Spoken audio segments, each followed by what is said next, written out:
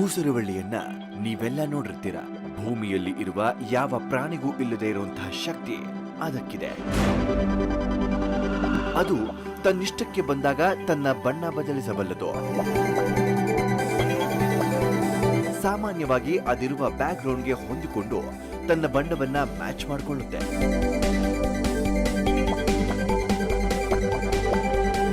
ನಮ್ ದೇಶದ ಕಥೆಗೂ ಊಸುರುವಳ್ಳಿಗೂ ಏನ್ ಸಂಬಂಧ ಇದೆ ಅಂತ ಅನ್ನಿಸ್ತಿರಬಹುದು. ಇವತ್ತು ನಾವಿರುವ ಜಾಗ ತಮಿಳುನಾಡಿನ ತಿರುನಲ್ಲೂರ್ ಎಂಬ ಊರು. ಅಲ್ಲಿರೋದು ಒಂದು ವಿಶೇಷ ಶಿವಾಲಯ.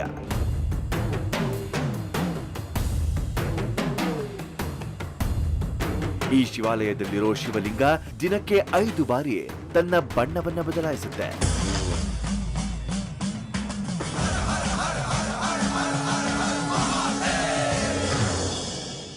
ನಾನೀಗಿರೋದು ತಿರುನಲ್ಲೂರಲ್ಲಿ. ಇಲ್ಲೇ ಕಲ್ಯಾಣ ಸುಂದರೇಶ್ವರ ದೇವಸ್ಥಾನ ಇರೋದು.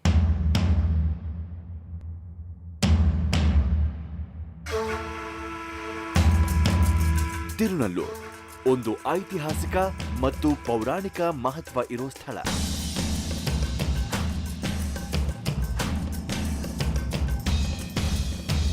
ಇದು ಪುರಾಣದ ಋಷಿ ಮುನಿ ದೇವತೆಗಳಿಂದ ಹಿಡಿದು ಇತಿಹಾಸದ ಚೋಳ, ಸಂಗಮ, ತುಳುವ ಹೀಗೆ ದೊಡ್ಡ ದೊಡ್ಡ ರಾಜರ ಆಳ್ವಿಕೆಯನ್ನು ಕಂಡ ಸ್ಥಳ.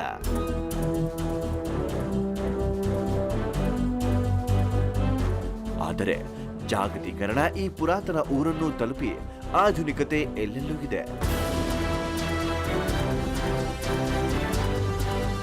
ಇಲ್ಲಿ ಇತಿಹಾಸ ಪುರಾಣಗಳನ್ನ ಹೇಳಲು ಉಳಿದಿರೋದು ಇಲ್ಲಿನ ದೇವಾಲಯಗಳು ಮಾತ್ರ. ಆದರೂ ಅಂದಿನಿಂದ ಇಂದಿನವರೆಗೆ ಉಳಿದುಕೊಂಡು ಬಂದಿರುವಂತಹ ಕಸಬು ಲೋಹದ ವಿಗ್ರಹಗಳನ್ನ ಮಾಡೋದು. ನೀವು ನಟರಾಜನ ಮೂರ್ತಿಗಳನ್ನ ಎಲ್ಲೆಡೆ ಕಂಡಿರ್ತೀರಿ. ಆದರೆ ಈ ನಟರಾಜನ ಪರಿಕಲ್ಪನೆ ಹೇಗಾಯಿತು, ಎಲ್ಲಾಯಿತು ಅಂತ ಸಾಮಾನ್ಯವಾಗಿ ಎಷ್ಟೋ ಜನರಿಗೆ ತಿಳಿದಿರೋದಿಲ್ಲ. ಅಪಸ್ಮಾರ ಎಂಬ ರಾಕ್ಷಸನ ಮೇಲೆ ತಾಂಡವ ಆಡ್ತಿರೋ ನಟರಾಜನ ಕಲ್ಪನೆ ಇಲ್ಲೇ ಆಗಿದ್ದು ಅನ್ನೋ ಖ್ಯಾತಿ ಈ ಊರಿಗೆ ಸಲ್ಲುತ್ತೆ. ಇಂತಹ ಒಂದು ಐತಿಹಾಸಿಕ ಹಾಗೂ ಪೌರಾಣಿಕ ವಿಶೇಷತೆ ಇರೋ ತಿರುನಲ್ಲೂರಿನಲ್ಲಿ ಒಂದು ವಿಶೇಷ ಶಿವಾಲಯವಿದೆ. ಇಲ್ಲಿರುವ ಶಿವಲಿಂಗ ದಿನಕ್ಕೆ 5 ಬಾರಿ 5 ರೀತಿ ಬಣ್ಣಗಳನ್ನ ಬದಲಾಯಿಸುತ್ತೆ.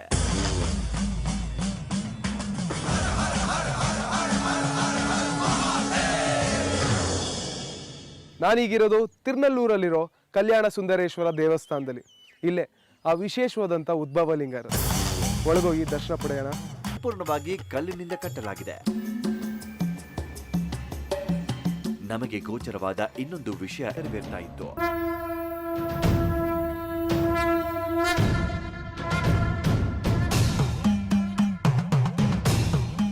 ಸಾಮಾನ್ಯವಾಗಿ ಶಿವಲಿಂಗಗಳು ಸಂಪೂರ್ಣವಾಗಿ ಕಲ್ಲಿನಿಂದ ಮಾಡಲಾಗಿರುತ್ತೆ. ಆದರೆ ಈ ಲಿಂಗದ ಮೇಲ್ಭಾಗದಲ್ಲಿ ತಾಮ್ರವನ್ನ ತುಡಿಸಿದಂತಿತ್ತು. ಇದನ್ನು ಕಂಡು ನಮಗೆ ಮೂಡಿದ ಪ್ರಶ್ನೆ, ಬಣ್ಣ ಬದಲಾವಣೆ ಆಗೋದು ಆ ತಾಮ್ರ ತೊಡಿಸಿದಂತಿರುವ ಭಾಗದಲ್ಲೋ ಅಥವಾ ಪೂರ್ತಿ ಶಿವಲಿಂಗವೇ ಬಣ್ಣ ಬದಲಾಯಿಸುತ್ತಾ ಅನ್ನೋದು. ತಿರುಕೈಯಾಳ ಪರಂಪರೆಯ ತಿರುವಾವಾಡು ದೊರೈ ಅಧೀನದಲ್ಲಿರುವ ಪ್ರಾಚೀನವಾದ ಶಿವ ದೇವಸ್ಥಾನ ಇದು. ಇಲ್ಲಿರುವ ಶಿವನನ್ನ ಕಲ್ಯಾಣ ಸುಂದರೇಶ್ವರ ಅಂತ ಕರಿತೀವಿ. ನಾನು ಈ ದೇವಸ್ಥಾನದ ಪ್ರಧಾನ ಅರ್ಚಕ. ನನ್ನ ಹೆಸರು ಕಣ್ಣನ್ ಶಿವಾಚಾರ್ಯ.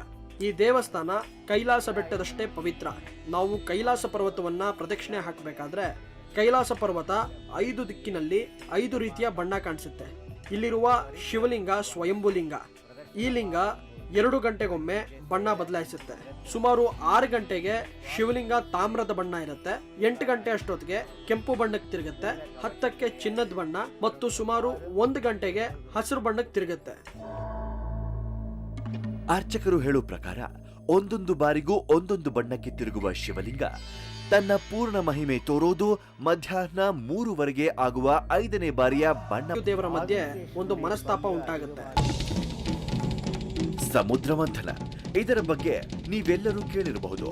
ದೇವತೆಗಳು ಮತ್ತು ರಾಕ್ಷಸರು ಕೂಡಿ ಮಾಡಿದ ಏಕೈಕ ಜಂಟಿ ಕಾರ್ಯಾಚರಣೆ ಈ ಸಮುದ್ರ ಮಂಥನ. ಇದೆಲ್ಲ ಆದ ನಂತರ ಆದಿಶೇಷರಿಗೂ ಮತ್ತು ವಾಯುದೇವರಿಗೂ ಒಂದು ವಾಗ್ವಾದ ನಡೆಯುತ್ತೆ. ವಾಯುದೇವರ ಪ್ರಕಾರ ಗಾಳಿ ಇಲ್ಲದೆ ಸಮುದ್ರ ಮಂಥನ ಮಾಡೋಕ್ ಸಾಧ್ಯವೇ ಇಲ್ಲ ಅನ್ನೋ ವಾದ. ಆದ್ರೆ ಆದಿಶೇಷ ತಾನಿಲ್ದೆ ಮಂಥನವೇ ಆಗ್ತಿರ್ಲಿಲ್ಲ, ಆದ್ರಿಂದ ತನ್ನ ಪಾತ್ರವೇ ಹೆಚ್ಚು ಅನ್ನೋ ವಾದ. ಹೀಗೆ ಅವರಿಬ್ಬರ ಮಧ್ಯೆ ಒಂದು ಪೈಪೋಟಿ ನಡೆಯುತ್ತೆ. ಆದಿಶೇಷರು ಸಮುದ್ರ ಮಂಥನ ನೆರವೇರಲು ತಾನೇ ಮುಖ್ಯ ಕಾರಣ ಅಂದರೆ, ವಾಯುದೇವರು ಇದಕ್ಕೆ ನಾನೇ ಮುಖ್ಯ ಕಾರಣ ಅಂತ ಕಲಹ ಪ್ರಾರಂಭಿಸ್ತಾರೆ. ಆಗ ಅವರಿಬ್ಬರು ತಮ್ಮ ಶಕ್ತಿ ಪರೀಕ್ಷೆ ಮಾಡಿಕೊಳ್ಳೋಕೆ ಒಂದು ತೀರ್ಮಾನಕ್ಕೆ ಬರ್ತಾರೆ. ಆಗ ವಾಯುದೇವರು ಆದಿಶೇಷನಿಗೆ ಕೈಲಾಸ ಪರ್ವತವನ್ನ ಸುತ್ತಕೊಳಕ್ ಹೇಳ್ತಾರೆ. ಆಗ ತಾನು ಗಾಳಿ ಬೀಸಿ ಪರ್ವತದ ಒಂದು ಕಲ್ಲಿನ ತುಣುಕನ್ನ ಗಾಳಿಯ ಮೂಲಕ ಬಿಸಾಕಿದ್ರೆ ತಾನು ಗೆದ್ದ ಹಾಗೆ, ಅಕಸ್ಮಾತ್ ಆದಿಶೇಷ ಗಾಳಿಯ ರಭಸವನ್ನ ತಡೆದು ಪರ್ವತವನ್ನ ಕಾಪಾಡಿದ್ರೆ ಆದಿಶೇಷ ಗೆದ್ದ ಹಾಗೆ ಅಂತ ಹೇಳಿ ಯುದ್ಧ ಶುರು ಮಾಡ್ತಾರೆ. ಆಗ ಆದಿಶೇಷರು ಕೈಲಾಸ ಪರ್ವತವನ್ನ ಗಟ್ಟಿಯಾಗಿ ಸುತ್ತುಕೊಳ್ತಾರೆ. ಆಗ ವಾಯುದೇವರು ತನ್ನ ಶಕ್ತಿಯನ್ನೆಲ್ಲ ಉಪಯೋಗಿಸಬೇಕಾಗುತ್ತೆ. ಹೀಗೆ ಯುದ್ಧ ಮಾಡಬೇಕಾದ್ರೆ ಆದಿಶೇಷ ಗಾಳಿಯನ್ನ ಸಂಪೂರ್ಣವಾಗಿ ತಡೆದು ಹಿಡಿದಿದ್ರಿಂದ ಭೂಮಿಯಲ್ಲಿ ಗಾಳಿಯ ಕೊರತೆ ಉಂಟಾಗುತ್ತೆ. ಆಗ ಶಿವ ಮತ್ತು ವಿಷ್ಣು ಆದಿಶೇಷನ ಬಳಿ ಬಂದು ಈ ಯುದ್ಧದಿಂದ ಆಗಿರೋ ಪರಿಣಾಮವನ್ನ ವಿವರಿಸ್ತಾರೆ. ಆ ಕ್ಷಣಕ್ಕೆ ಆದಿಶೇಷ ಏಕಾಗ್ರತೆಯನ್ನ ಕಳ್ಕೋತಾರೆ. ಇದರ ಪರಿಣಾಮ ಕೈಲಾಸ ಪರ್ವತದ ಒಂದು ಸಣ್ಣ ತುಣುಕು ಹಾರಿ ತಿರುನಲ್ಲೂರಿಗೆ ಬಂದು ಬೀಳುತ್ತೆ. ಅದೇ ಈ ಬಣ್ಣ ಬದಲಾಯಿಸೋ ಉದ್ಭವಲಿಂಗ.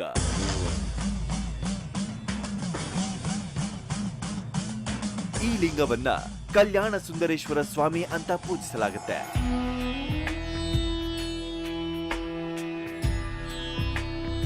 ಏಕೆಂದರೆ ಇಲ್ಲಿಗೆ ಬರುವ ಭಕ್ತರ ಕಂಕಣ ಭಾಗ್ಯ ಕೂಡಿ ಬಂದು ಅವರ ಮದುವೆ ಆಗುತ್ತೆ ಅನ್ನೋ ನಂಬಿಕೆ. ಆ ಕಾರಣದಿಂದ ಅವಿವಾಹಿತರು ಮತ್ತು ಕಲ್ಯಾಣ ಸುಂದರೇಶ್ವರ ಸ್ವಾಮಿಯ ಕೃಪೆಯಿಂದ ಮದುವೆಯಾದ ಭಕ್ತರು ಇಲ್ಲಿಗೆ ಪೂಜೆ ಮಾಡಿಸಲು ಬರ್ತಾರೆ. ಆದರೆ ಕೈಲಾಸ ಪರ್ವತದ ತುಣುಕು ಇಲ್ಲಿ ಬಿದ್ದು ಉದ್ಭವ ಲಿಂಗವಾಗಿದ್ದಕ್ಕೂ ಮತ್ತು ಭಕ್ತರಿಗೆ ಕಂಕಣ ಭಾಗ್ಯ ಕೂಡಿ ಬರೋದಕ್ಕೂ ಏನು ಸಂಬಂಧ ಅಂತ ನೀವು ಯೋಚಿಸ್ತಿರಬಹುದು. ಅದಕ್ಕೆ ಉತ್ತರ, ಸಾಕ್ಷಾತ್ ಈಶ್ವರನೇ ಈ ಸ್ಥಳದಲ್ಲಿ ಪ್ರತ್ಯಕ್ಷನಾಗಿ ಅನುಗ್ರಹಿಸಿದ್ದ. ಆದರೆ ಪರಮೇಶ್ವರ ಇಲ್ಲಿ ಪ್ರತ್ಯಕ್ಷ ಆಗಿದ್ದಾದರೂ ಯಾಕೆ? ಬನ್ನಿ ನೋಡೋಣ. ನಾವೀಗ ಇರುವ ಸ್ಥಳ ತಮಿಳುನಾಡಿನ ತಿರುನಲ್ಲೂರ್.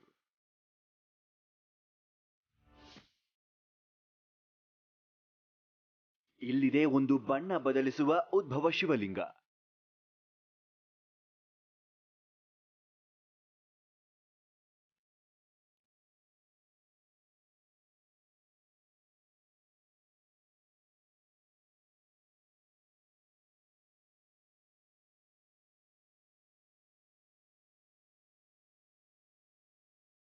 ಇದು ಕೈಲಾಸದ ತುಣುಕು ಅಂತ ಪ್ರತೀತಿ ಇದೆ ಮತ್ತು ಈ ಲಿಂಗವನ್ನ ಕಲ್ಯಾಣ ಸುಂದರೇಶ್ವರ ಸ್ವಾಮಿ ಅಂತ ಪೂಜಿಸಲಾಗುತ್ತೆ. ಅದಕ್ಕೆ ಕಾರಣ ಇಲ್ಲಿಗೆ ಬರುವ ಭಕ್ತರ ಕಂಕಣ ಭಾಗ್ಯ ಕೂಡಿ ಬಂದು ಮದುವೆ ಆಗುತ್ತೆ ಅನ್ನುವ ನಂಬಿಕೆ.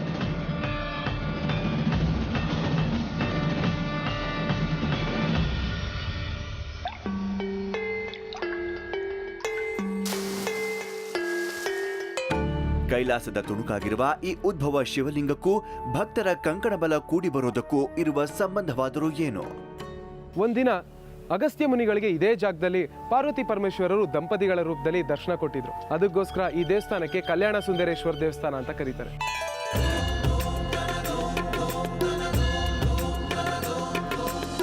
ಪರಮೇಶ್ವರ ಹಾಗೂ ಪಾರ್ವತಿಯ ಮದುವೆ ಕೈಲಾಸದಲ್ಲಿ ನಡೆಯಿತು ಎಂದು ಪುರಾಣಗಳಲ್ಲಿರುವ ವಿಷಯ ಎಲ್ಲರಿಗೂ ತಿಳಿದೇ ಇದೆ. ಆ ಒಂದು ಅಭೂತಪೂರ್ವ ಮದುವೆಗೆ ಸಕಲ ಚರಾಚರ ಜೀವರಾಶಿಗಳು, ಸುರರು, ಕಿನ್ನರರು, ಕಿಂಪುರುಷರು ಹೀಗೆ ಸಕಲ ಸೃಷ್ಟಿಯೇ ಅಲ್ಲಿ ನೆರೆದಿತ್ತು. ಒಂದೇ ಸ್ಥಳದಲ್ಲಿ ಅಷ್ಟು ಭಾರವನ್ನ ತಡೆಯಲಾಗದ ಭೂಮಿಯಲ್ಲಿ ಅಲ್ಲೋಲ ಕಲ್ಲೋಲ ಪ್ರಾರಂಭವಾಗತೊಡಗಿತು. ಆಗ ಪರಮೇಶ್ವರನು ಭೂಭಾರದ ಸಮತೋಲನ ಕಾಪಾಡೋಕೆ ಅಗಸ್ತ್ಯ ಮುನಿಗಳನ್ನು ದಕ್ಷಿಣಕ್ಕೆ ಕಳುಹಿಸಿದ್ರು. ಆದರೆ ಅಗಸ್ತ್ಯ ಮುನಿಗಳಿಗೆ ಪರಮೇಶ್ವರನ ಮದುವೆ ನೋಡೋಕೆ ಅವಕಾಶ ತಪ್ಪಿದ್ದಕ್ಕೆ ಬಹಳ ಬೇಸರ ಪಟ್ಟರು. ಆಗ ಅಲ್ಲಿದ್ದ ಕೈಲಾಸದ ತುಣುಕಾದ ಉದ್ಭವ ಲಿಂಗಕ್ಕೆ ಅಗಸ್ತ್ಯರು ಪೂಜೆ ಸಲ್ಲಿಸಿ ಪರಮೇಶ್ವರನಿಗೆ ಆತನ ಮದುವೆಯ ದರ್ಶನ ಭಾಗ್ಯ ಕರುಣಿಸುವಂತೆ ಬೇಡ್ಕೊಳ್ತಾರೆ. ಆ ಕೋರಿಕೆಯನ್ನ ಮನ್ನಿಸಿದ ಪರಮೇಶ್ವರ ಪಾರ್ವತಿ ಸಮೇತನಾಗಿ ಅಗಸ್ತ್ಯರ ಮುಂದೆ ಸತಿಪತಿಗಳಾಗಿ ದರ್ಶನ ನೀಡ್ತಾರೆ.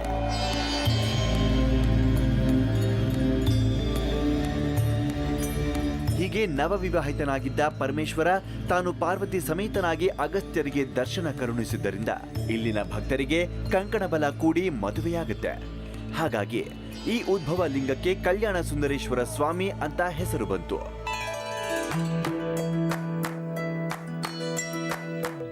ನನ್ನ ಮಗಳಿಗೆ ಮದುವೆ ಆಗಿರಲಿಲ್ಲ.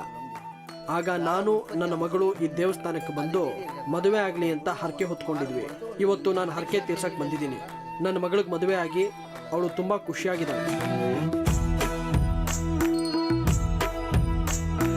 ಕಂಕಣ ಭಾಗ್ಯ ಕರುಣಿಸುವ ಇಂಥ ಒಂದು ಕಲ್ಯಾಣ ಸುಂದರೇಶ್ವರ ಸ್ವಾಮಿಗೆ ಈಗ ಅಭಿಷೇಕ ನಡೆಯುತ್ತೆ.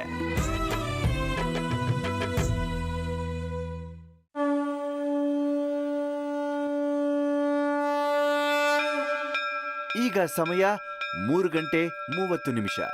ಈ ದೇವರಿಗೆ ಪ್ರತಿ 2 ಗಂಟೆಗೊಮ್ಮೆ ಅಭಿಷೇಕ ನಡೆಯುತ್ತೆ.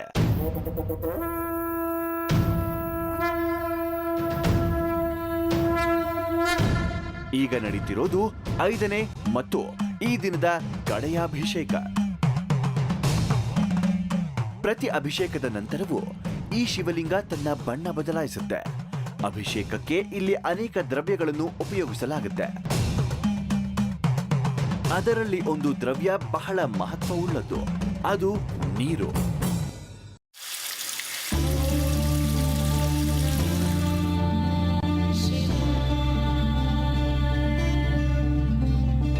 ನೀರಲ್ಲೇನು ವಿಶೇಷತೆ ಇದೆ ಅಂತ ನಿಮಗೆ ಅನ್ನಿಸಬಹುದು. ಆದರೆ ಈ ನೀರು 7 ಸಮುದ್ರಗಳ ನೀರಿನ ಮಿಶ್ರಣವಾಗಿದೆ. 7 ಸಮುದ್ರಗಳ ಮಿಶ್ರಣ ಉಳ್ಳ ನೀರು ಎಲ್ಲಿ ಸಿಗುತ್ತೆ ಅಂತ ಆಶ್ಚರ್ಯವಾಗಬಹುದು. ಅದಕ್ಕೆ ಉತ್ತರ ತಿರುನೂರಿನಲ್ಲಿರುವ ಒಂದು ವಿಶೇಷ ಕೊಳ.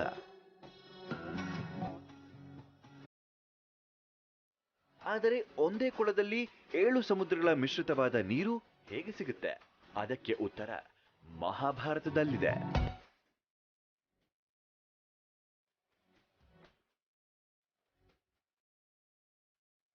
ಮಹಾಭಾರತದಲ್ಲಿ ಬರುವ ವಿಶಿಷ್ಟ ಪಾತ್ರ ಕುಂತಿಯದು. ಕುಂತಿ ಸೂರ್ಯದೇವನನ್ನ ಪ್ರಾರ್ಥಿಸಿದಾಗ ಅವಳಿಗೆ ಸೂರ್ಯದೇವನಿಂದ ಕರ್ಣ ಹುಟ್ಟುತ್ತಾನೆ. ಮದುವೆ ಆಗದೆ ಹೀಗೆ ದುಡುಕಿದ್ದಕ್ಕೆ ಕುಂತಿ ಶಿಶುವಾಗಿದ್ದ ಕರ್ಣನನ್ನ ಒಂದು ಬುಟ್ಟಿಯಲ್ಲಿ ಹಾಕಿ ನದಿಯಲ್ಲಿ ತೇಲಿ ಬಿಡ್ತಾಳೆ. ಆದರೆ ಆಕೆಗೆ ಪಾಪ ಪ್ರಜ್ಞೆ ಕಾಡತೊಡಗುತ್ತೆ. ತಾಯಿಯಾಗಿ ಆಕೆ ಮಾಡಿದ ಘೋರ ಪಾಪಕ್ಕೆ ವಿಮೋಚನೆ ಬಯಸಿ ನಾರದ ಮುನಿಗಳನ್ನು ಪ್ರಾರ್ಥಿಸಿ ಪರಿಹಾರ ಬೇಡ್ತಾಳೆ. ಆಗ ನಾರದ ಮುನಿಗಳು 7 ಸಮುದ್ರಗಳ ನೀರನ್ನ ಮಿಶ್ರಣ ಮಾಡಿ ಇದೇ ತಿರುನಲ್ಲೂರಿನಲ್ಲಿ ಈ ಕೊಳವನ್ನ ನಿರ್ಮಿಸ್ತಾರೆ.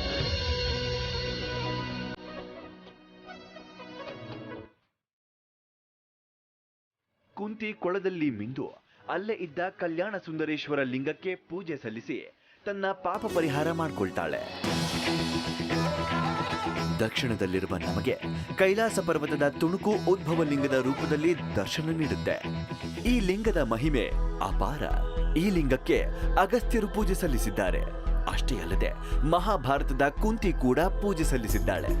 ಆಕೆಯ ದೆಸೆಯಿಂದ 7 ಸಮುದ್ರಗಳು ಕೂಡಿರುವ ಒಂದು ಕೊಳ ಕೂಡ ಇಲ್ಲಿದೆ. ಇದಿಷ್ಟೇ ಅಲ್ಲ, ಸಾಕ್ಷಾತ್ ಪರಮೇಶ್ವರನೇ ಈ ಸ್ಥಳಕ್ಕೆ ಪಾರ್ವತಿ ಸಮೇತನಾಗಿ ಪ್ರತ್ಯಕ್ಷಗೊಂಡು ಕಲ್ಯಾಣ ಸುಂದರೇಶ್ವರ ಸ್ವಾಮಿಯಾಗಿದ್ದಾನೆ.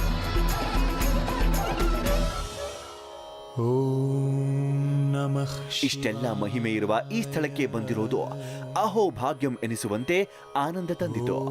ಆದರೆ ಈ ದೇವಾಲಯದ ಕಥೆ ಇಲ್ಲಿಗೆ ನಿಲ್ಲಲ್ಲ. இந்த கோவில் உயரமா இருக்கு இல்லையா? ಇಲ್ಲಿರೋ ಸ್ವಯಂಭೂ ಮೂರ್ತಿ ತುಂಬಾ ಶಕ್ತಿಶಾಲಿ ಹಾಗೂ ವಿಶೇಷವಾದದ್ದು. ಅಗತ್ಯ ಮುನಿಗಳ ಭಕ್ತಿ ಈ ಲಿಂಗಕ್ಕೆ ಇನ್ನಷ್ಟು ಶಕ್ತಿ ತುಂಬಿದೆ.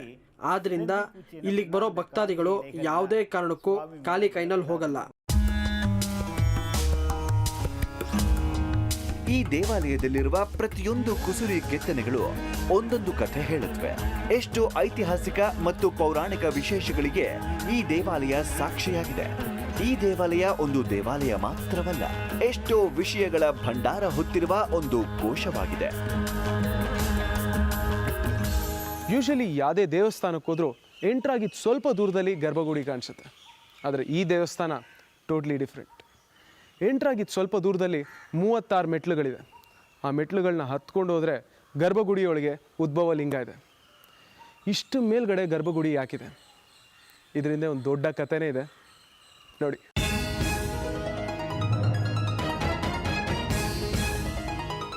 ನಾವು ಈ ದೇವಾಲಯದ ಗರ್ಭಗುಡಿಗೆ ಹೋಗಬೇಕಾದಾಗ 36 ಮೆಟ್ಟಿಲುಗಳನ್ನ ಏರಬೇಕಿತ್ತು.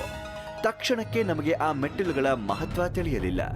ಆದರೆ ನಮಗೆ ಆ ನಂತರ ತಿಳಿದ ವಿಷಯವೇನೆಂದರೆ, ಪ್ರತಿಯೊಂದು ಮೆಟ್ಟಿಲು ಶೈವ ಸಿದ್ಧಾಂತದ ಒಂದೊಂದು ತತ್ವವನ್ನ ಪ್ರತಿನಿಧಿಸುತ್ತವೆ. ಅಷ್ಟೇ ಅಲ್ಲದೆ ಈ ಮೆಟ್ಟಿಲುಗಳಿಗೆ ಬಹಳ ಸುಂದರವಾದ ಕಥೆಯ ಹಿನ್ನೆಲೆ ಇದೆ. ಪ್ರತಿಯೊಂದು ಜೀವಿಯು ತನ್ನದೇ ರೀತಿಯಲ್ಲಿ ದೇವರನ್ನ ಆರಾಧಿಸುವ ನಿದರ್ಶನಗಳನ್ನ ಕೇಳಿರ್ತೀರಿ. ಶಬರಿ ರಾಮನಿಗೆ ಫಲ ನೀಡುವಾಗ ಹಣ್ಣನ್ನು ಕಚ್ಚಿ ರುಚಿ ನೋಡಿ ರುಚಿಯಾದ ಹಣ್ಣನ್ನು ಮಾತ್ರ ರಾಮನಿಗೆ ನೀಡುತ್ತಿದ್ಲು. ಆದರೆ ರಾಮನ ಇನ್ನಿತರ ಭಕ್ತರಿಗೆ ಅದು ತಪ್ಪಾಗಿ ಕಾಣ್ತಿತ್ತು. ಇದು ಕೂಡ ಅಂಥದ್ದೇ ಒಂದು ಕಥೆ. ಒಂದು ಹಳೆ ಶಿವನ ದೇವಾಲಯದಲ್ಲಿ ಜೇಡ ವಾಸಿಸುತ್ತದೆ. ಶಿವಭಕ್ತನಾಗಿದ್ದ ಆ ಜೇಡ ತನ್ನ ಸ್ವಾಮಿಗೆ ಧೂಳಾಗಬಾರದು ಅಂತ ಲಿಂಗದ ಮೇಲೆ ಬಲೆಯನ್ನು ಕಟ್ಟುತ್ತೆ. ಆ ದೇವಾಲಯಕ್ಕೆ ಒಂದು ದಿನ ಶಿವಭಕ್ತನಾಗಿದ್ದ ಒಂದು ಆನೆ ಬರುತ್ತೆ. ಆ ದೇವಾಲಯದ ದುಸ್ಥಿತಿಯನ್ನ ನೋಡಿ ಅದನ್ನು ಸ್ವಚ್ಛ ಮಾಡಿ ಹೂವು ಇತ್ಯಾದಿಗಳಿಂದ ಅಲಂಕರಿಸಿ ಪೂಜೆ ಮಾಡುತ್ತೆ. ಆದರೆ ಆ ಸ್ವಚ್ಛ ಮಾಡುವ ಪ್ರಕ್ರಿಯೆಯಲ್ಲಿ ಆ ಶಿವಭಕ್ತ ಜೇಡ ಕಟ್ಟಿದ್ದ ಬಲೆಯನ್ನ ಕೂಡ ತೆಗೆದುಹಾಕಿರುತ್ತೆ. ಇದರಿಂದ ಜೇಡ ಕುಪಿತಗೊಂಡು ಆನೆಯ ಸೊಂಡಿಲನ್ನ ಹೊಕ್ಕು ತೊಂದರೆ ನೀಡೋಕೆ ಪ್ರಾರಂಭಿಸುತ್ತೆ. ಆದರೆ ಸೊಂಡಿಲಿನ ಒಳಗೆ ಜೇಡವೇ ಸತ್ತು ಹೋಗುತ್ತೆ. ಹೀಗೆ ಆ ಜೇಡ ಸತ್ತ ಮೇಲೆ ಒಬ್ಬ ಮನುಷ್ಯನಾಗಿ ಮರುಜನ್ಮ ಪಡೆಯುತ್ತೆ. ಅವರೇ ಕೋಚಿಂಗಾಳ್ ಸುವರ್ಣ ಅಂತ. ಅವರು ಈ ದೇವಸ್ಥಾನದ 63ನೇಯ ಗುರು. ಅವರೇ ಈ ದೇವಸ್ಥಾನವನ್ನ ಕಟ್ಟಿಸಿದ್ದು. ಅವರು ತಮ್ಮ ಹಿಂದಿನ ಜನ್ಮದ ವಿಚಾರವನ್ನ ತಲೆಯಲ್ಲಿಟ್ಕೊಂಡು ಇಲ್ಲಿ ಅವರು ಮೆಟ್ಟಿಲುಗಳನ್ನ ಕಟ್ಟಿದ್ದಾರೆ. ಈ ಮೆಟ್ಟಿಲುಗಳನ್ನ ಕಟ್ಟಿದ್ರಿಂದ ಆನೆಗಳು ಹತ್ತು ಬರಕ್ಕಾಗಲ್ಲ. ಮತ್ತೆ ಇದನ್ನ ತಾತ್ವಿಕವಾಗಿ ನೋಡೋದಾದ್ರೆ ಈ 36 ಮೆಟ್ಟಿಲುಗಳು ಏನಿದೆ ಅವು 36 ಶಿವತತ್ವಗಳನ್ನ ಪ್ರತಿನಿಧಿಸುತ್ತೆ. ಹೀಗೆ ತಿಳಿದವರಿಗೆ ಶೈವ ತತ್ವಗಳಿದ್ದರೆ ಸಾಮಾನ್ಯರಿಗೆ ಈ ರೀತಿ ಸುಲಭವಾದ ಕಥೆಗಳಿರುತ್ತೆ. ಭಗವಂತನಿಗೆ ಹತ್ತಿರವಾಗುವುದಕ್ಕೆ ಪಾಂಡಿತ್ಯ ಇರಲೇಬೇಕು ಎಂಬ ಕಟ್ಟಳೆ ಇಡದೆ ಎಲ್ಲರಿಗೂ ಭಗವಂತನ ಕೃಪೆ ತೋರುವಂತೆ ಮಾಡಿರೋದು ನಮ್ಮ ಭಾರತೀಯ ಸಂಸ್ಕೃತಿಯ ಸೌಂದರ್ಯವಾಗಿದೆ. ಬೆಳಗಿನ ಜಾವ ಈ ದೇವಸ್ಥಾನಕ್ಕೆ ಬಂದಾಗ ಈ ಉದ್ಭವಲಿಂಗ ತಾಮ್ರದ ಕಲರಲ್ಲಿತ್ತು. ಮೊದಲನೇ ಅಭಿಷೇಕ ಆಗ್ತಾ ಇದ್ದಂಗೆ ಲೈಟ್ ರೆಡ್ ಕಲರ್ ಕಾಣಿಸ್ತು. ಈಗ ಸ್ವಲ್ಪ ಹೊತ್ತು ಮುಂಚೆ ನೋಡಿದೆ ಗೋಲ್ಡ್ ಕಲರಲ್ಲಿತ್ತು. ಈಗ ಮೇಲಿನ ಭಾಗ ತಾಮ್ರದ ಕಲರ್ ಇದೆ, ಆದರೆ ಕೆಳಗಿನ ಭಾಗ ಅಂದರೆ ಮಧ್ಯಭಾಗ ಗ್ರೀನ್ ಕಲರಲ್ಲಿದೆ. ಈ ರೀತಿ ಒಂದೇ ದಿವಸದಲ್ಲಿ ಎಷ್ಟೋ ಬಣ್ಣಗಳು ಬದಲಾಗ್ತಾ ಇದೆ. ಅದೇ ಇಲ್ಲಿನ ವಿಶೇಷ. ಶಿವಲಿಂಗ ಬಣ್ಣ ಬದಲಾಯಿಸೋದು ಬಹಳ ಸೂಕ್ಷ್ಮವಾದ ಪ್ರಕ್ರಿಯೆಯಾಗಿತ್ತು. ಕ್ಯಾಮ್ರಾದಲ್ಲಿ ಸೆರೆ ಹಿಡಿಯೋಕೆ ನಮಗೆ ಸಾಧ್ಯವಾಗ್ತಿರ್ಲಿಲ್ಲ. ಅದನ್ನು ಮಾಡಬೇಕಿದ್ದರೆ ನಾವು ಗರ್ಭಗುಡಿಯ ತೀರ ಸನಿಹಕ್ಕೆ ಬರಬೇಕಿತ್ತು. ಆದರೆ ಅದರ ಅನುಮತಿ ನಮಗಿರ್ಲಿಲ್ಲ. ಆದರೆ ನಾವು ಆ ಪವಾಡದ ದರ್ಶನ ಮಾಡಿದ್ವಿ. ನೀವು ಕೂಡ ಆ ಪವಾಡವನ್ನ ನೋಡಬೇಕು ಅಂದ್ರೆ ನೀವೇ ಖುದ್ದಾಗಿ ಇಲ್ಲಿಗೆ ಬರಬೇಕು.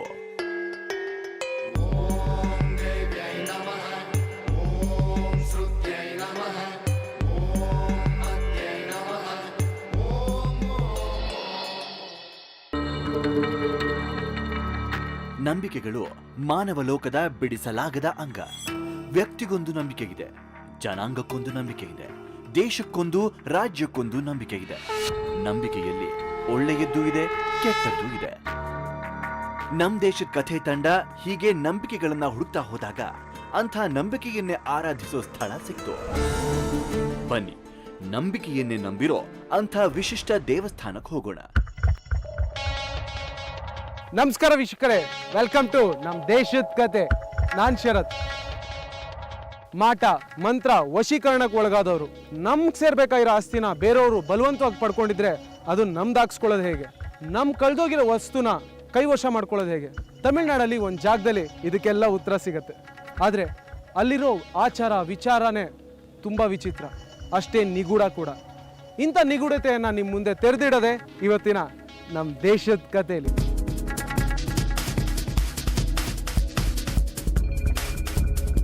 ಮೋಡಿ ವಿದ್ಯೆ ಮಾಟ ಮಂತ್ರದ ಪರಂಪರೆ ಇಂದು ನಿನ್ನೆಯದಲ್ಲ. ಎಲ್ಲ ಧರ್ಮದಲ್ಲೂ, ಎಲ್ಲ ಜಾತಿಯಲ್ಲೂ, ಎಲ್ಲ ಕೋಮುಗಳಲ್ಲೂ ಇದಕ್ಕೆ ಉದಾಹರಣೆಗಳಿವೆ. ಹಿಂದೂ, ಮುಸ್ಲಿಂ, ಕ್ರಿಶ್ಚಿಯನ್ ಹೀಗೆ ಜಗತ್ತಿನಲ್ಲಿರೋ ಸಮಸ್ತ ಧರ್ಮಗಳಲ್ಲೂ ಈ ಮಾಟ ಮಂತ್ರದ ಉದಾಹರಣೆಗಳು ಯಥೇಚ್ಛವಾಗಿವೆ. ಮಂತ್ರಿ ಮನೆಗೂ ಮಾಟ ಮಾಡ್ತಾರೆ, ವಿಧಾನಸೌಧಕ್ಕೂ ಮಾಟ ಮಾಡಿದ್ದಾರೆ. ಈ ಮಾಟದ ಕಥೆಯನ್ನ ಬೆನ್ನಟ್ಟಿ ಹೊರಟಿದೆ ನಮ್ ದೇಶದ ಕಥೆ ತಂಡ. ಅಂಥ ನಂಬಿಕೆಯ ನೆಲದ ಕಥೆ ಇದೀಗ ನಿಮ್ಮ ಮುಂದೆ.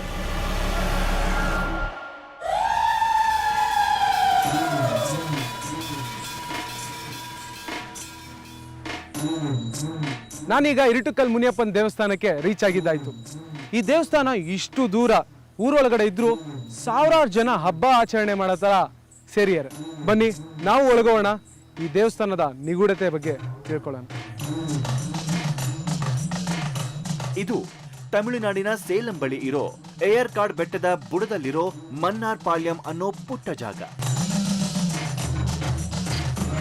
ಇಲ್ಲಿ ಕೋರಿದ ವರ ಈಡೇರಿದ ಸಾವಿರಾರು ಉದಾಹರಣೆಗಳಿವೆ.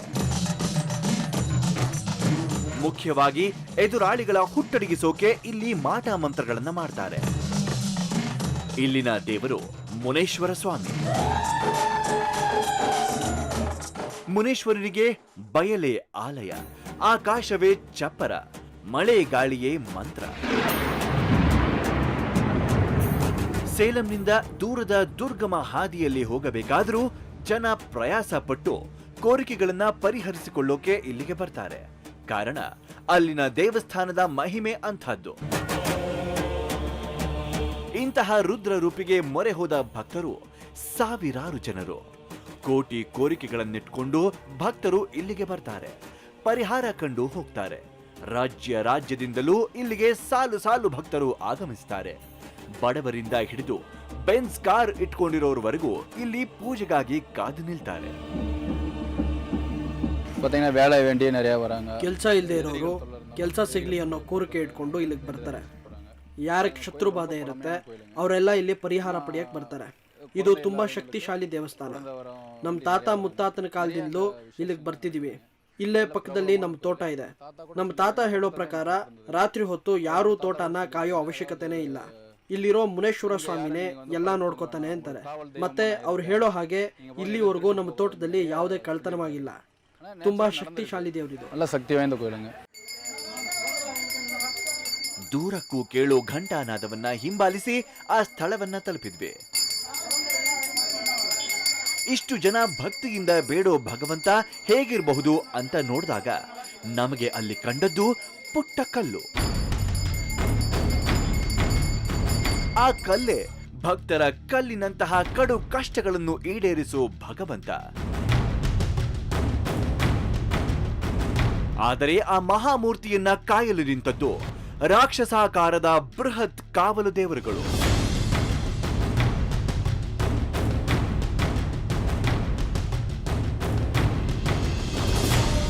ಎಲ್ಲರೂ ಕಾಯ್ತಾ ಇದ್ದ ಕೋಟಿ ಹರಕೆಗಳನ್ನ ಈಡೇರಿಸೋ ದೈವ ಬಂದೇ ಬಿಡ್ತು. ಸಾಕ್ಷಾತ್ ಕಾಳಿಯೇ ಎದುರಾದಂತೆ ಮಂಗಳಮುಖಿ ಎದುರಾಗ್ತಾಳೆ. ಇದೇ ಇಲ್ಲಿನ ವಿಶಿಷ್ಟ ಆಚರಣೆ. ಬಂದ ಮಂಗಳಮುಖಿ ಮೊದಲಿಗೆ ಮುನೇಶ್ವರನಿಗೆ ಭಕ್ತಿ ಪರವಶತೆಯಿಂದ ಕೈ ಮುಗಿದ್ಲು. ಕೊಂಚ ಕ್ಷಣದಲ್ಲೇ ಕಾಳಿ ಅವಳನ್ನ ಆವರಿಸಿಕೊಳ್ಳೋಕೆ ಶುರು ಮಾಡಿದ್ಲು.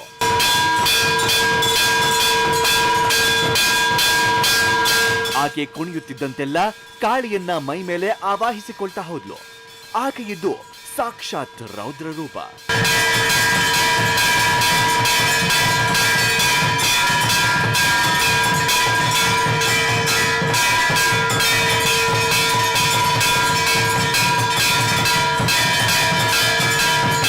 ಸತತ 3 ಬಾರಿ ರೌದ್ರ ಮುನೇಶ್ವರನಿಗೆ ದೇವತೆ ಸುತ್ತು ಬರ್ತಾಳೆ.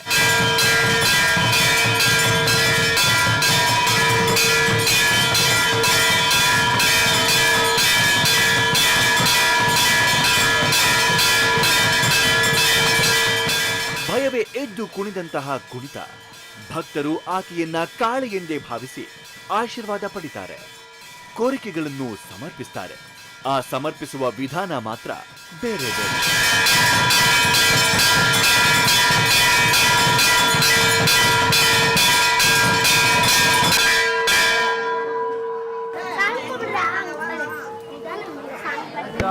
தவிர்த்து மற்ற 9 வாரமும் போய் காலையில் ஒரு வேலை விரதம் இருந்து அம்பாளுக்கு படைச்ச உன்னோட திருப்படி ஏறும்போது சாமி ஐயப்பம் அவரை விதிப்படி அப்படியே சாமி ஐயப்பம் அவரை விதிப்படி அப்படியே சாமி ஐயப்பம். ஜென்மத்துல பிறந்தா எச்சி இருக்கும், ஏழை இருக்கும், தப்பி இருக்கும், தவறி இருக்கும், தெரிஞ்சிருக்கும், தெரியாது. கொண்டு பறித்து கூடவனை காப்பாத்தி லட்சிஸ் கண்டிது உன் கடமை தவிர என் கடமை கிடையாது. பார்த்தறது என் பாரம், வரம் கொடுக்கறது உன் பாரம்.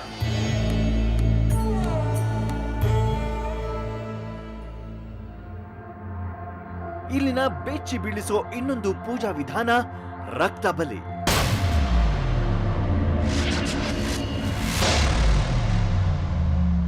ಈ 2 ಕಲ್ಲು ಏನಕ್ಕಿದೆ ಗೊತ್ತಾ?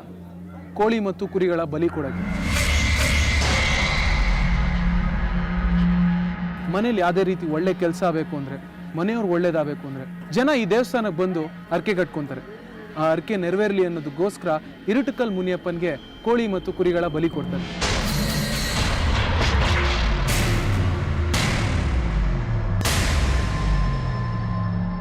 ಬಲಿ ಎಲ್ಲ ಧರ್ಮಗಳಲ್ಲೂ ಮಾಮೂಲಿ. ಪುರಾತನ ನಾಗರಿಕ ಜನ ಬಲಿಗೆ ಮೊದಲ ಪ್ರಾಶಸ್ತ್ಯವನ್ನ ಕೊಟ್ಕೊಂಡು ಬಂದಿದ್ದಾರೆ. ದೈವಕ್ಕೆ ನೈವೇದ್ಯವನ್ನಿಡಬೇಕು ಎಂಬ ಆಲೋಚನೆ ಬಂದಾಗ ಅವನು ಕೊಟ್ಟ ಪ್ರಥಮ ನೈವೇದ್ಯ ಬಲಿ ಪ್ರಸಾದ. ಬಡವನ ಪುಟ್ಟ ಕೋರಿಕೆಗೂ ಬಲಿಯೇ ಮೊದಲು. ಮಹಾರಾಜ ಮಹಾಯುದ್ಧಕ್ಕೆ ಹೋಗಬೇಕಾದರೂ ಬಲಿಯೇ ಮೊದಲು. ಅದೇ ರೀತಿ ಇಲ್ಲಿಯೂ ಸಹ ಭಕ್ತರು ತಮ್ಮ ಕೋರಿಕೆಗಳನ್ನ ಈಡೇರಿಸಿಕೊಳ್ಳೋಕೆ ಬಲಿ ಕೊಡ್ತಾರೆ. ಇಲ್ಲಿನ ಬಲಿಪೀಠ ಇದುವರೆಗೂ ರಕ್ತದಿಂದ ಆರಲೇ ಇಲ್ಲ. ಭಕ್ತರು ತಮ್ಮ ಇಚ್ಛಾನುಸಾರ ಇಲ್ಲಿಗೆ ಬಂದು ಬಲಿ ಕೊಟ್ಟು ಹೋಗ್ತಿರ್ತಾರೆ.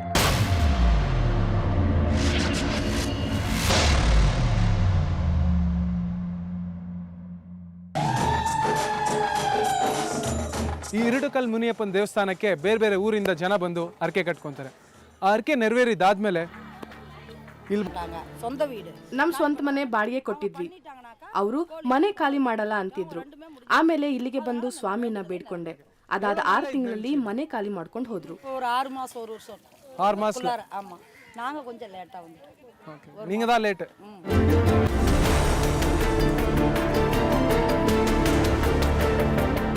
ಸಾಂಗವಾಗಿ ಪೂಜೆ ಮುಗಿದ ನಂತರ ಇಲ್ಲಿನ ಇನ್ನೊಂದು ವಿಶಿಷ್ಟ ಪೂಜೆ ಉಚ್ಚ ಕಾಲದ ಪೂಜೆ. ஓம் புராணம் 16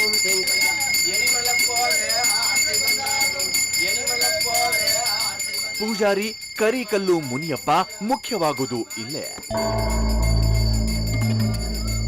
ಇಲ್ಲಿ ನಿಂತವರನ್ನ ಒಮ್ಮೆ ನೋಡಿ.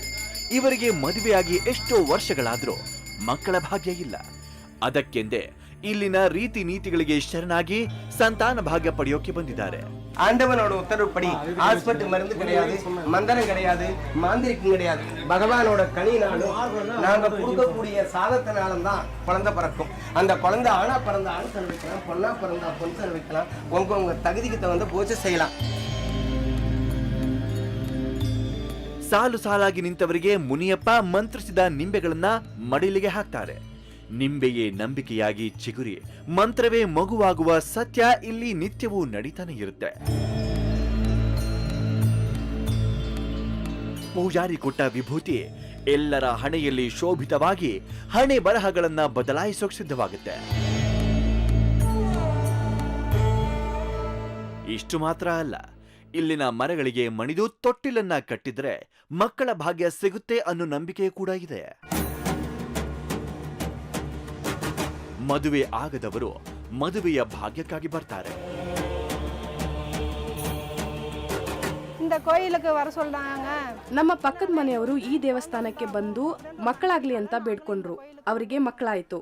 ಅದಕ್ಕೆ ನಾವು ಅವ್ರ ಹತ್ರ ಅಡ್ರೆಸ್ ಇಸ್ಕೊಂಡು ಈ ಸ್ವಾಮಿನ ಬೇಡಿಕೊಳ್ಳೋದಕ್ಕೆ ಬಂದಿದ್ದೀವಿ. வந்திருக்கோம்.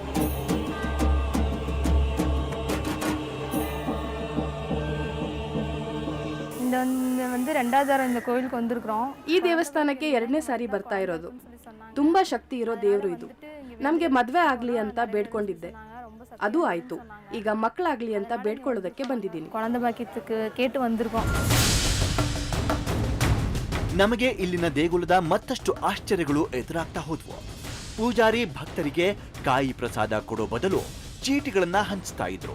ಕಾರಣ ಈ ಚೀಟಿಗಳಲ್ಲಿ ಕೋರಿಕೆಗಳನ್ನ ಬರೆದಿಟ್ಟು ಅಲ್ಲಿನ ತ್ರಿಶೂಲಕ್ಕೆ ಕಟ್ಟಿದರೆ ಕಟ್ಟಿದ ಕೋರಿಕೆ ಈಡೇರುತ್ತೆ ಅನ್ನೋ ನಂಬಿಕೆ ಭಕ್ತರದ್ದು.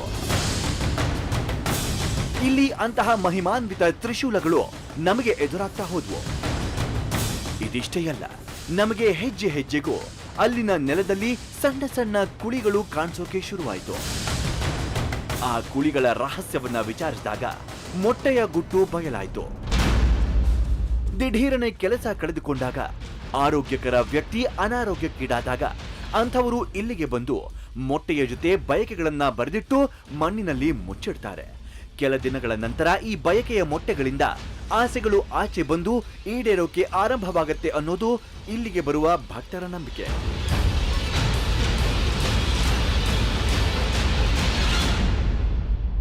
ಮೊಟ್ಟೆ ವೈಕ್கிறது ತಮ್ಮ ಬಳಿ ಸಾಲ ಇಸ್ಕೊಂಡು ವಾಪಸ್ ಕೊಡದೆ ಮೋಸಕ್ಕೊಳಗಾಗಿರೋರು ಇಲ್ಲಿ ದೇವ್ರ ಬಳಿ ಬಂದು, ದೇವ್ರೆ ಇವನು ನನಗೆ ಸಾಲ ತೀರ್ಸದೆ ಮೋಸ ಮಾಡಿದಾನೆ, ನನಗೆ ನೀನೇ ದಾರಿ ತೋರಿಸ್ಬೇಕು ಅಂತ ಕೇಳ್ಕೊತಾರೆ. ಹೀಗೆ ತಮ್ಗೇನ್ ಅನ್ಸುತ್ತೋ ಅದನ್ನ ದೇವ್ರ ಹತ್ರ ಕೇಳ್ಕೊಂಡು ಒಂದು ಮೊಟ್ಟೆನ ಹೂತಿಟ್ಟು ಹರಕೆ ಕಟ್ಕೋತಾರೆ. ಕೆಲವರು ಸಾಲ ತೀರ್ಲಿ ಅಂತ ಹರಕೆ ಹೊತ್ರೆ, ಇನ್ ಕೆಲವರು ಮೋಸ ಮಾಡಿರೋರ್ಗೆ ಕೆಟ್ಟದಾಗ್ಲಿ ಅಂತ ಹರಕೆ ಕಟ್ತಾರೆ. ಮತ್ತೆ ಅವ್ರ ಹರಕೆ ತೀರದ ಮೇಲೆ ಒಂದು 6 ತಿಂಗಳೊಳಗೆ ಇಲ್ಲಿಗೆ ಬಂದು ಕೋಳಿ ಅಥವಾ ಕುರಿ ಬಲಿ ಕೊಡ್ತಾರೆ.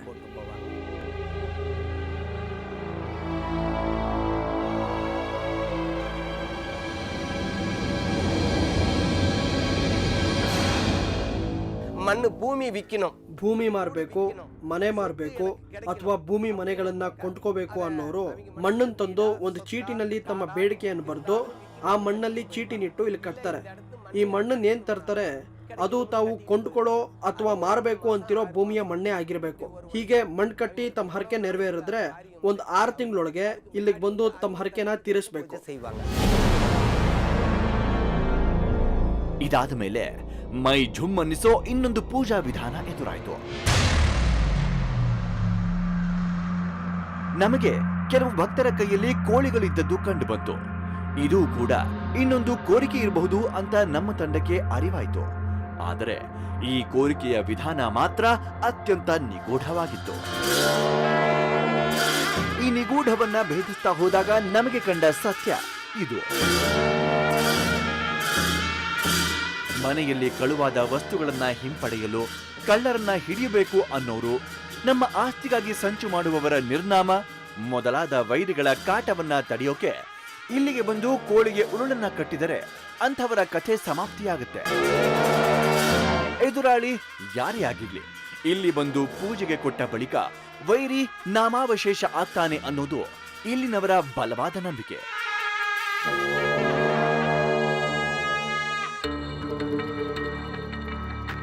ಇದುವರೆಗೂ ನಾವು ಹೇಳಿದ್ದು ಇಲ್ಲಿ ನಡೆಯುವ ಪೂಜೆ. ಆದರೆ ನಾವು ಹೇಳಬೇಕಾಗಿರುವ ಸತ್ಯ ಇನ್ನೂ ಇದೆ. ಅದೇ ಈ ಗೊಂಬೆಗಳು.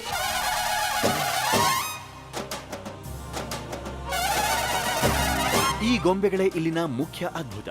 ಈ ಗೊಂಬೆಗಳು ಇಲ್ಲಿನ ಸತ್ಯ. ಭಕ್ತರ ಕೋರಿಕೆ ಈಡೇರುತ್ತೆ ಅನ್ನೋಕೆ ಈ ಗೊಂಬೆಗಳೇ ಸಾಕ್ಷಿ. ಅಂತಹ ಗೊಂಬೆಗಳು ಇಲ್ಲಿ 100 ಅಲ್ಲ, 1000 ಮಕ್ಕಳಾಗದವರ ಕೋರಿಕೆ ಈಡೇರಿದ್ರೆ ಇಲ್ಲಿ ಮಕ್ಕಳ ಎತ್ತರದ ಗೊಂಬೆ ಮಾಡ್ತಾರೆ. ಮದುವೆ ಆದರೆ ಮಗಳ ಅಥವಾ ಮಗನ ಉದ್ದದ ಗೊಂಬೆ ಇಡ್ತಾರೆ. ನಮಗೆ ಅಂತಹ ಗೊಂಬೆ ಸಮೇತ ಬಂದ ಅನೇಕ ಮಂದಿ ಎದುರಾಗ್ತಾ ಹೋದ್ರು. ಈಕೆಯ ಹೆಸರು ನಳಿನಿ. ಇವಳು ಹುಟ್ಟಿದ್ದು ಇದೇ ದೇವರವರದಿಂದ. 20 ವರ್ಷದ ನಂತರ ಅವಳಷ್ಟೇ ಉದ್ದದ ಗೊಂಬೆಯನ್ನ ಈ ದೇವರಿಗೆ ಅರ್ಪಿಸ್ತಾ ಇದ್ದಾರೆ ಅನ್ನೋ ವಿಷಯನ ನಮಗವರು ಹೇಳಿದ್ರು. ನಾವು ಎಲಮಲಿದ್ದು ಬತ್ರಿ ನಾವು ಬಂದು ನಮ್ಮ ಅಮ್ಮ ಬಂದು 20 ವರ್ಷಕ್ಕೆ ಮುಂಚೆ ಬಂದು ವೇಣದಲ್ಲಿ ಮಡಗಿರೋ. ಇವ್ರು ಬಂದು ಚಿಕ್ಕ ಮಗ ಇರಾವತಿ ಮಗು ಹುಟ್ಟಬೇಕು, ನಾವು ಒಬ್ಬಲ್ಬೇಕಾಗ್ತಾ ಇದ್ದ, ಇನ್ನೊಂದು ಸಂಗಡಕ್ಕೆ ಬೇಕು ಅಂತ ಹೇಳಿ ಇವ್ರು ನಾವು ಕೇಳಿದ್ರು. ದಾವರು ಕೊಟ್ಟದ ಬತ್ತಿ ಈಗ ಬಂದು ನಾವು ಬಂದು ಅದಕ್ಕೆ ಸೇಲ್ಸ್ ಹಾಕೋಸರ ಬಂದ ನಾವು ಅಮ್ಮನ ಮೇಲೆ ನಮಗೊಂದು ಗಂಡು ಮಗು ಆಯಿತು. ಅದಕ್ಕೆ ನಾನು ಇವತ್ತಿಲ್ಲಿ ಹರಕೆ ತೀರ್ಸಕ್ಕೆ ಬಂದಿದ್ದೀನಿ. ಈಗ ನನ್ನ ಮಗುಗೆ 3 ವರ್ಷ. ಅವನಷ್ಟೇ ದೊಡ್ಡದಾದ ಒಂದು ಗೊಂಬೆನ ಮಾಡಿಸಿ ಇಲ್ಲಿ ಪ್ರತಿಷ್ಠಾಪನೆ ಮಾಡ್ಲಿಕ್ಕೆ ಬಂದಿದ್ದೀನಿ. ಇದಿಷ್ಟೇ ಅಲ್ಲ, ಕೋರಿಕೆಗಳನ್ನ ಚೀಟಿಯಾಗಿ ಕಟ್ಟಿ ಈಡೇರಿಸಿಕೊಳ್ಳುವ ಪರಿಪಾಠವೂ ಇಲ್ಲಿದೆ. ಇಲ್ಲಿ ಕೋರಿಕೆಗಳು ಚಿಗುರಿ ಹೆಮ್ಮರವಾಗಿವೆ. ಹೂತಿಟ್ಟ ಬೈಕೆಗಳು ಈಡೇರಿದ ನೂರಾರು ಉದಾಹರಣೆಗಳಿವೆ. ಇದು ಕಾಕತಾಳೀಯವೋ ಇಲ್ಲ ನಂಬಿಕೆಯೋ? ಆದರೆ ಬಯಕೆಗಳನ್ನ ಹರಕೆಯಾಗಿ ತೀರಿಸಿಕೊಳ್ಳೋ ತೀರ್ಥಕ್ಷೇತ್ರವಾಗಿದೆ ಸೇಲಂ ಬಳಿ ಇರುವ ಕರಿಕಲ್ಲು ಮುನಿಯಪ್ಪನ ಮುನ್ನಾರ್ ಪಾಳ್ಯ.